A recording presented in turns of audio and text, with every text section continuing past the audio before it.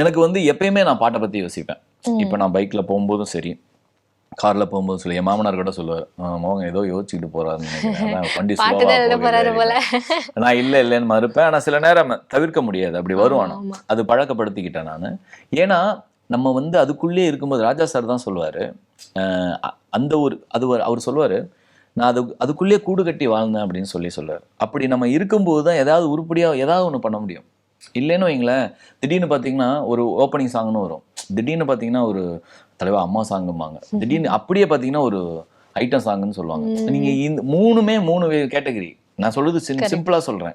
இதுக்கெல்லாம் மாறணும் அப்படின்னா இந்த ஒரு தேடல், இந்த ஒரு அர்ப்பணிப்பு இருந்தால் தான் நடக்கும். நீங்க பாட்டுக்கு அடிக்கடி லாக் ஆகிக்குது அப்படின்னீங்கன்னா எப்பயாவது நடக்கலாம், தப்பு கிடையாது, அது ஆகணும். நான் கூட அந்த டைம்ல பார்த்தீங்கன்னா அவ்வளோதானா, இனிமேல் வரமாட்டேன், நம்ம எழுத மாட்டோம் அப்படிம்போம். ஆனால் அந்த 2 வாரமோ இல்லை 1 வாரமோ கழிச்சு அப்படியே வேற லெவல் புதுசாக எனக்கு தோணும். Okay okay. அது ரொம்ப நல்லதும் கூட. ஆனால் அது அடிக்கடி நடந்தால் ரொம்ப கெட்டது.